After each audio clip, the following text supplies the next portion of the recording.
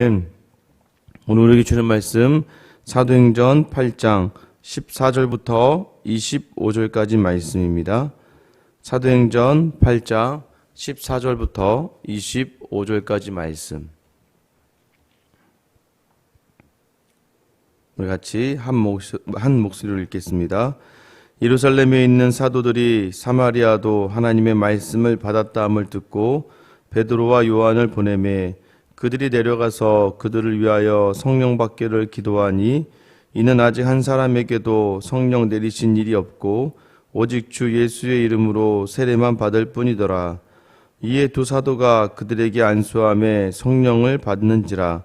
시몬이 사도들의 안수로 성령 받는 것을 보고 돈을 들여 이르되 이 권능을 내게도 주어 누구든지 내가 안수하는 사람은 성령을 받게 하여 주소서 하니 베드로가 이르되 네가 하나님의 선물을 돈 주고 살 줄로 생각하였으니 내 은과 내가 함께 망할지어다. 하나님 앞에서 내 마음이 바르지 못하니 이 도에는 내가 관계도 없고 분깃될 것도 없느니라. 그러므로 너의 이 악함을 회개하고 주께 기도하라. 혹 마음에 품은 것을 사하여 주시리라. 내가 보니 너는 악독이 가득하며 불의에 매인 바 되었도다. 시몬이 대답하여 이르되 나를 위하여 주께 기도하여 말한 것이 하나도 내게 임하지 않게 하소서 하니라.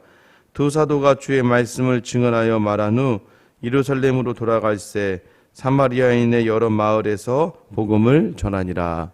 아멘. 할렐루야. 우리가 성령을 받았다. 항상 우리에게는 생각하기 좀 어려운, 누군가가 여러분에게 성령을 받았습니까? 라고 이야기했을 때 우리는 선뜻 자신 있게 네, 성령을 받았습니다 라고 이야기하기가 굉장히 어려울 때가 있습니다. 1절에도 한번 말씀드린 적이 있지만 어떤 목사님, 이제 제 아는 관계 속에서 저에게 성령을 받았냐고 물어보시고 나서 방언을 하느냐라고 물어보시는 거예요. 그리고 나서 하신 말씀이 방언을 받지 않았으면 성령을 받은 것이 아니다라고 말씀하시더라고요. 여러분, 방언을 하지 않으면 성령을 받지 않은 것인가요? 또 더러는 은사가, 그러니까 축기하는 은사가 없으면 성령을 받은 것이 아니다라고 하시는 분들도 더러 있습니다. 여러분 기억해야 될 것이 무엇이냐? 성경을 통해서 우리가 보다 보면 방언 없이도 그러니까 성령을 받는 경우들이 종종 있습니다. 대표적인 케이스가 사도행전 10장에 나타나는 고넬료의 사건을 통해서 알 수 있죠. 베드로가 말씀을 전할 때에 그들이 성령을 받았다라고 이야기하는 거예요. 오늘 본문의 말씀을 통해서 하나님께서는 우리에게 성령 받는 것이 무엇이고 성령의 사역의 근본적인 목적과 또 성령을 받은 사람들이 어떻게 살아내야 되는가에 대해서 말씀하고 있습니다. 여러분 14절 말씀에 보면 예루살렘에 있는 사도들이 사마리아도 하나님의 말씀을 받았다함을 듣고, 여러분 사마리아 사람들이 복음을 받고 세례를 받은 이 사건은 이 예루살렘에 있던 특별히 기독교인들에게는 굉장히 특별한 시간이었습니다. 왜냐하면 사마리아는 이제 이방 종교가 혼합이 되고 또 여러 가지 배도의 모습이 있었던 곳인데 그곳에 복음이 퍼졌고 복음을 받았고 세례를 받았다라는 거예요. 여러분, 여전히 사도들은 예루살렘에 있었습니다. 왜 예루살렘에 있었습니까? 이전에는 도망갔었잖아요. 예수님이 죽으시는 그날 밤 도망갔던 그들이 작정을 하는 거죠. 이제 어떤 작정을 했습니까?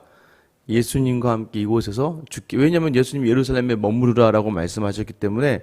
그러나 예수님이 말씀하신 건 성령을 받기 위해 머무르라라고 말씀하신 거였죠. 근데 그들은 어쨌든 그곳에서 목숨을 걸고, 많은 사람들은 도망가지만 이 예루살렘에서 사도들은 그 스데반의 박해에 의해 많은 기독교를 향한 핍박이 있었음에도 불구하고 그 자리를 지켜냅니다. 사도답게 그 자리를 지켜내고 있는 거예요. 근데 중요한 것은 그들이 사마리아의 복음 전함을 듣고서는 말씀을 받았다함을 듣고 베드로와 요한을 보냈다라고 이야기합니다. 지금 실질적으로 새로운 공동체의 리더의 역할을 하는 것이 바로 베드로와 요한이죠. 근데 성경은 항상 이런 사람들을 보내는 거예요. 여러분 항상 기억하는 가장 어렵고 힘든 자리는 교회 안에서 가장 하나님을 사랑하는 사람이 가게 돼 있는 겁니다. 나중에 안디옥 교회에서도 마찬가지였죠. 안디옥 교회에서도 바울과 바나바를 선교여행으로 보내지 않습니까? 결국에는 사도들이 제일 먼저, 베드로와 요한이 먼저 이 사마리아를 향하게 됩니다. 15절에 보면 그들이 내려가서 그들을 위하여 성령 받기를 기도했다. 왜 내려가겠습니까? 그들이 아직 16절에 보면 이는 아직 한 사람에게도 성령 내리신 일이 없고 오직 주 예수의 이름으로 세례만 받을 뿐이더라. 17절에 이에 두 사도가 그들에게 안수하며 성령을 받은지라. 그러면 이제 사도들이 내려간 이유가 그들에게 말씀은 받았는데 성령을 받지 않았기 때문에 그들을 위해 기도한다는 것이죠. 그런데 이게 좀 약간 우리에게는 어려운 본문입니다. 왜 어려운 본문입니까? 어떻게 성령이 아니고서 말씀을 받을 수가 있을까요? 이 본문의 말씀을요, 전체적인 성령의 역사와 맞추어서 해석하지 않으면 굉장한 어려움과 굉장한 난해한 점이 있습니다. 여러분 생각해 보세요. 우리가 은혜로 부르심을 받았다라고 얘기해요. 은혜로 우리를 불러주셨어요. 불러주신 우리에게 뭐가 들리냐면 그 성령의 역사 가운데 하나가 뭐냐면 우리에게 말씀이 들리는 역사예요. 그러니까 복음이 우리에게 들려지는 거죠. 그럼 오늘 이 본문에서 이야기하고 있는 그들이 아직 말씀은 받았는데 성령을 받지 않았다. 어떻게 성령이 아니고서 말씀을 받을 수 있을까요? 막 성령을 받은 것이 방언을 통해서 나타나게 되는 역사가 일어나잖아요. 그리고 막 축기가 일어나고 치유가 일어나는 어떤 눈에 보이는 가시적인 현상에 집중하다 보니까 이들이 놓치고 있었던 거 하나는 무엇이냐면 비가시적인 것들이 있었다는 것이죠. 예를 들면 베드로가요. 베드로 사도행전 2장 38절에 보면 회개하고 세례를 받으면 죄사함을 없는 성령을 받는다라고 설교했었거든요. 그럼 회개하고 세례를 받아 죄사함을 얻어야지 성령을 받는다라고 했는데 사실은 사마리아 사람들은 복음을 받았어요. 복음을 받고 그러니까 지금 이들이 회개하는 장면이 여기 일어나지는 않습니다. 무슨 말이냐면 또 아까 말씀드린 것처럼 고넬료의 집에서 고넬료는 회개도 세례도 받지 않았음에도 불구하고 성령을 받는 일이 일어나게 됩니다. 그러나 이것보다 가장 큰 충격적인 사건은 무엇이냐면 바울은 오히려 하나님을 대적함에도 불구하고 다메섹에서 예수님을 만나는 성령을 받는 역사가 일어납니다. 종종 그런 일들이 일어나잖아요. 하나님을 원망했던 자리, 특히 이제 모태신앙이라고 하는 그런 분들에게 많이 나타나는 것이 그냥 자기는 그 자리가 싫고 막 기도한 자리에서 막 여기 빨리 갔으면 좋겠다 하고 하는데 어느 날 자기 입에서 막 회개가 터져 나오고 그러면서 자기에게 방언을 하게 되는 그런 일들도 일어납니다. 무슨 말이냐면 자기 입으로 자기가 죄를 시인하거나 또는 죄사함의 일들을 일어나지 않는데도 성령이 그에게 임하신다는 사건이죠. 그런데 그런 것들은 무엇이냐면 방언이나 다른 특별한 역사나 기적의 현장 또는 뭐 특별한 체험, 이거는 성령을 받아가는 과정 속에 있는 각 개인에게 특별하게 나타나는 은사 가운데 하나입니다. 은사라는 게 뭐예요? 하나님이 그러니까 성령을 받고 나면 하나님이 그 사람을 통해 일하시기 위하여 주시는 특별한 능력을 이야기하는 거예요. 여러분, 그래서 여러분이 기억하시는 건 성령의 모든 것이 성령의 역사예요. 성령이 아니고서는 우리가 말씀을 받을 수가 없어요. 그 말씀을 받기 위해서는 우리의 모든 생각과 인식이 오직 하나님이 창조주이시고 예수 그리스도가 우리 주님이라는 믿음의 고백이 나와야 되는데 여러분, 그것이 절대 일어날 수가 없는 거예요. 성경을 아무리 많이 읽어도 저 산에 있는 스님들은 이 성령을 선물로 받지 못해요. 그들은 그냥 성경의 예수는 성인 중에 하나일 뿐이지 그가 자신의 그리스도다라고 고백할 수는 없다는 거예요. 여기서 일어나는 이 일들은요, 가시적인 현상, 뭔가 그들이 처음에 성령을 받았을 때 방언을 하고 했던 그런 가시적인 현상이 사마리아 땅에는 일어나지 않았었던 거예요. 그것에 대해서 이들은 왜 저들이 왜 세례도 받았는데 성령을 받지 않았을까? 그러니까 성령을 받는다는 건 비가시적인 그러한 현상과 가시적인 현상 두 개가 있을 수 있으니까 비가시적으로 우리에게 먼저 성령이 오시고 이것은 성령의 임재가 있다는 것이죠. 그러나 사람에 따라서 가시적으로 드러나는 것, 은사들이 있다는 거예요.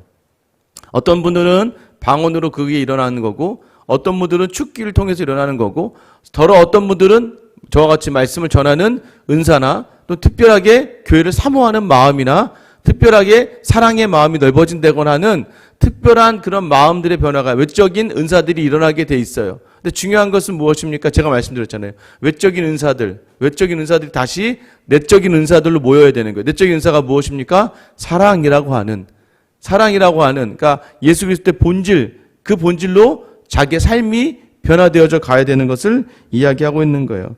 그런데 왜 성령을 주셨을까? 왜 성령을 여기에서 가시적으로 필요했을까요? 굳이 성령을 받았다고 해서 끝날 수도 있지만, 말씀을 받았다고 해서 끝날 수도 있지만, 베드로와 요한을 사마리아 땅에 보내서 굳이 기도하며 성령의 역사를 보여줘야 됐을까요?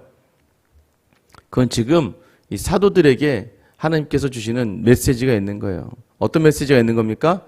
지금 사도들은요, 예루살렘을 떠나지 않기로 작정했어요. 예수님을 다시 배신하고 싶지 않아요. 예전에 배신했었잖아요. 다시는 죽더라도 예루살렘에서 죽고 말 거야 라고 생각하고 있는 사도들에게 이 사마리아 땅에 일어난 현상은 굉장히 쇼킹한 일이었어요. 그래서 그것은 어떤 걸 의미하는 겁니까? 고난의 자리를 감당해내고 있는 사도들, 이 고난을 감당하면서 내가 이래서 죽더라도 난 여기 있을 거야. 그들의 우선은 뭐였어요? 예수님이 주신 이 자리를 내가 지켜내고 말 거야 라는 그 자리보다 더 중요한 자리가 있다는 걸 하나님이 얘기해 주시는 거예요. 그 자리는 무엇입니까? 복음을 전하는 자리로 퍼져나가는 이 현상들. 그러니까 하나님이 스데반의 죽음을 통하여 전 세계로 이 기독교인들을 뻗쳐나가게 하시잖아요. 그러면서 복음을 전하게 하시잖아요. 그러니까 사도들에게도 뭐예요? 이게 지금 하나님의 섭리다라는 걸 깨닫게 하시는 거예요. 그래서 지금 오늘의 이 사건, 사실 베드로와 요한이 이것을 다 인정하지 못해요. 오늘도 마지막 25절에 보면요, 그냥 그들은 두 사도는 주의 말씀을 증언하여 말한 후 예루살렘으로 돌아갔더라 끝나는 거예요. 아직까지 베드로와 요한 안에도 이 이방인들, 특히 사마리아를 통한 다른 이방인들에게 복음을 전한다? 그들이 하나님의 자녀다? 라고 그들 뼛속까지 이렇게 심겨져 있는 유대적 사상이 아직까지 온전하게 해결되지는 않아요. 그래서 여러분 기억나시잖아요. 갈라디아서에 보면 그 사도 바울이 그런 얘기를 합니다. 바울이 그러니까 이방인들과 함께하지 않는 자리를 보고 자기가 꾸짖었다라고 이야기하는 그런 장면이 나와요. 아직까지도 베드로와 요한의 안에서 그 이방인, 특별히 사마리아인에 대한 마음이 온전히 회복되지는 않아요. 그러나 나중에 사도행전 15장에 갔을 때 예루살렘의 공회가 열리고 사도 바울이 전도여행을 다녀온 후에 그들에게 보고하는 자리, 이방인들에게도 성령이 임하더라. 저 이방인들에게도 하나님의 역사가 일어나더라는 그 말을 아마 오늘의 사건을 통해서 베드로와 요한의 머릿속에 기억되어지고 그때 베드로가 이 이야기를 하게 됩니다. 나도 하나님께서 우리에게 제안하지 않은 것을 보게 되었다. 그래서 여러분 기억하셔야 되는 게 무엇이냐면 성령의 역사가 제일 먼저 일어난 목적이 무엇이었어요? 그 은사의 형태로 다른 언어가 일어나게 됩니다. 그죠? 성령이 임하고 그들이 다른 언어로 말하는 은사를 받게 돼요. 왜 그랬습니까? 목적이라는 게 있다고요. 목적이 뭐였어요? 디아스포라, 전 세계에 있다가 오순절을 맞이해서 예배하러 온 예루살렘에 온 그러니까 이방인 아니죠. 교포들, 디아스포라, 유대인들.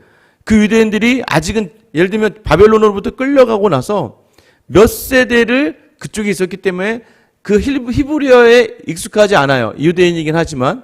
그러니까 그들에게 복음을 전하기 위하여 방언이라고 하는 은사라는 걸 주셨어요. 목적은 뭐예요? 성령을 받고 나서 성령의 필요에 의해서 방언이라는 걸 주셔서 그것을 가지고 전도하게 하신 거예요. 결국은 성령은 은사를 주시는 그 이유들이 바로 복음을 전하는 사명을 감당하기 위해서 주신다고요. 예수 그리스도가 우리에게 주신 지상 명령이 그거였기 때문이에요.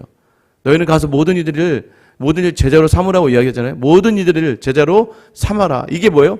말씀을 가르치고 그들에게 가르쳐 전하여서 그들로 하나님의 제자가 되게 하라라고 하는. 그래서 그 가르침에 있어서의 언어적인 장벽을 뚫는 현상 하나가 바로 방언이라고 하는 은사로 주시는 선물이었어요. 여러분, 그래서 이것을 보고 나서 이제 한 사람이 오늘 뒤에 바로 등장하는 거예요. 어떤 사람이요? 시몬이에요. 어제 등장했던 마술사 시몬입니다. 그가 빌립이 행하는 일, 그가 전하는 하나님의 말씀을 보고 그가 전심으로 빌립을 따랐어요. 그런데 그가 오늘 베드로와 요한이 안수하며 기도할 때 성령이 임하는 가시적인 성령 역사를 보면서 이 시몬의 마음이 흔들렸습니다. 저게 나도 필요해. 저게 있으면 좋을 것 같아. 여러분 기억하셔야 되는 거예요. 아무리 우리가 믿음 안에 있다 할지라도요, 가장 중요한 순간에 우리의 옛 습관과 우리의 옛 자아와 우리의 옛 삶의 태도가 나타날 수 있다는 걸 기억하셔야 돼요. 맞죠? 여러분, 우리가 아무리 믿음이 있다고 하더라도요, 어떤 결정적인 순간에 내 성격이 확 드러납니다. 어떤 결정적인 순간에 내 자아가 확 드러나고요, 어떤 결정적인 순간에 내가 그동안 추구했던 것들을 다시 올라오게 돼 있는 거예요. 아무리 믿음이 있어도요, 잘 참지 못하는 분이 있어요. 아무리 믿음이 있어도요, 잘 삐치시는 분이 있어요. 아무리 믿음이 있다고 할지라도요, 자꾸 다른 사람을 향하여 어렵게 하는 분들이 있어요. 신기하죠? 왜 그럴까요? 그것은 무엇을 이야기하는 겁니까? 아직까지 믿음의 성숙의 자리, 성령의 그러한 동행과 성령의 역사를, 그러니까 성령 충만으로, 그러니까 성령이 왔는데 성령 충만의 자리로 나아가지 못하기 때문입니다. 성령 충만을 구하며 성령 충만할 때는 어떤 일이 일어나요?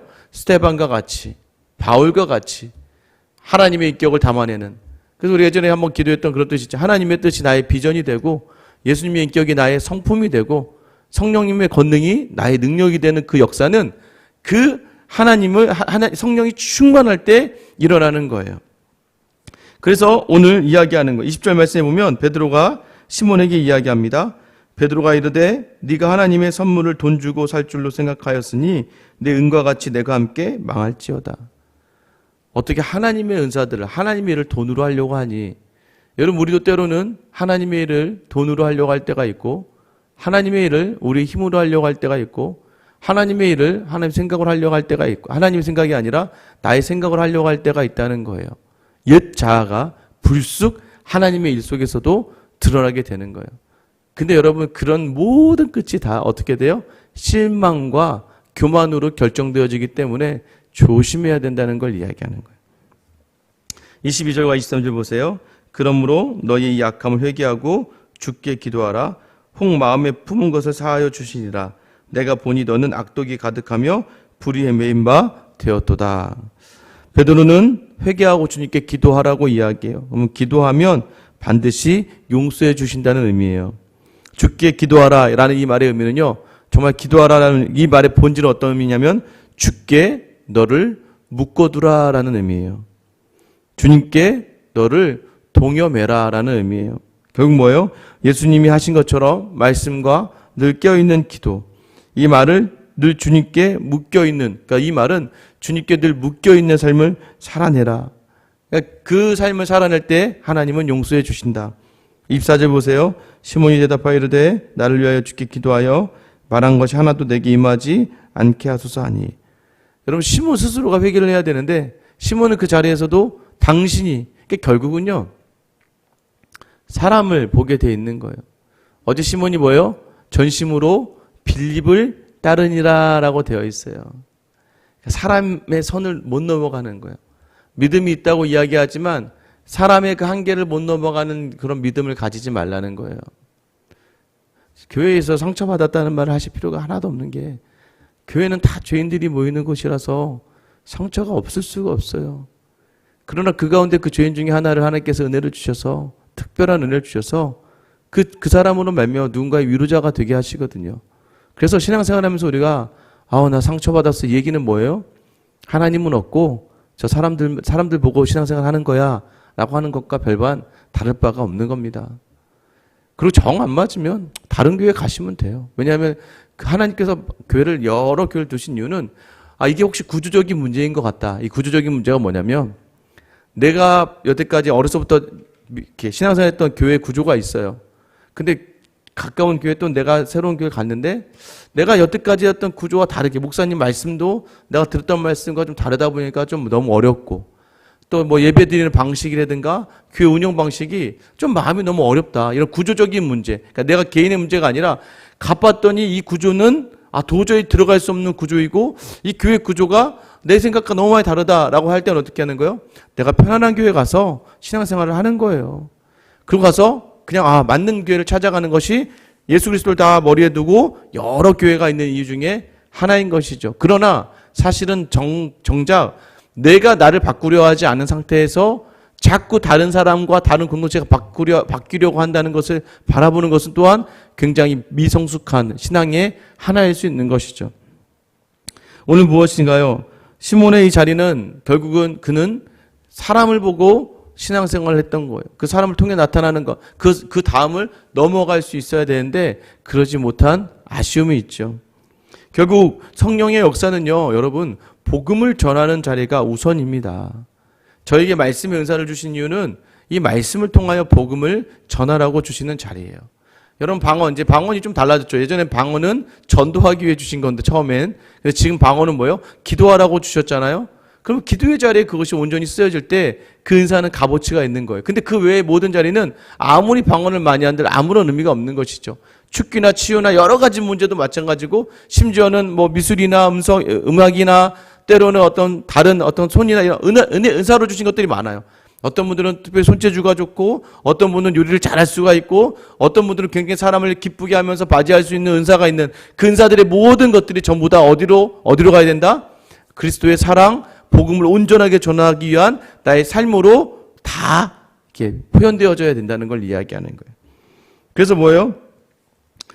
두렵고 떨림으로 늘 예수 그리스도를 나의 삶의 자리에 놓치지 않고 성령과 세례의 결국은 뭐예요? 성령의 결과로 성품이 변화되어져 가야 되고, 또 두려움과 떨림으로 하나님 앞에 자신을 자꾸 비추는 삶이 계속되지 않는다면 우리는 어쩔 수 없이 마지막 결정적인 순간에 이 시몬과 같이 우리가 이전에 가지고 있었던 습관과 성격이 그대로 이 신앙생활 가운데 드러나서 누군가를 죽이거나 누군가에게 어려움을 주거나 자기 자신이 어려움에 빠질 수가 있다는 거예요. 왜요?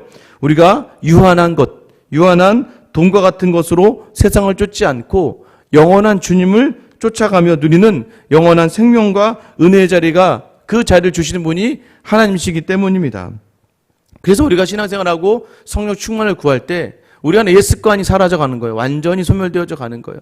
성령이 충만할 때 우리 안에 새로운 능력이 나타나는데 그것은 바로 그 모든 곳곳마다 복음 전하는 자로 아는 거예요. 오늘 우리에게 성령을 선물로 주신 이유가 무엇입니까? 가장 중요한 우선순위를 놓치지 말라는 거예요. 심지어 사도들도 고난에 받는 그 자리가 가장 중요하다고 생각했었지만 성령의 역사를 통해서 알게 하시는 건 뭐예요? 복음을 전하는 삶이 우선이다. 그러기에 성령이 나에게 왔고 성령이 내게 주신 은사들을 잘 기억하며 그걸 개발시키면서 자신의 성품과 생각과 마음과 그것이 모든 것이 하나님을 향해 쓰질 수 있는 그러한 길로 나가야 된다. 오늘 여러분에게 성령 충만한 역사를 통하여 선물로 받은 그 성령, 또 선물로 주신 은사를 통하여 여러분의 삶에 여러분이 만나는 모든 사람들에게 하나님의 은혜를 나눌 수 있는, 천국을 선사할 수 있는 복음의 증인으로서는 귀한 하루가 될 수 있기를 예수님의 이름으로 축원합니다. 이 시간 같이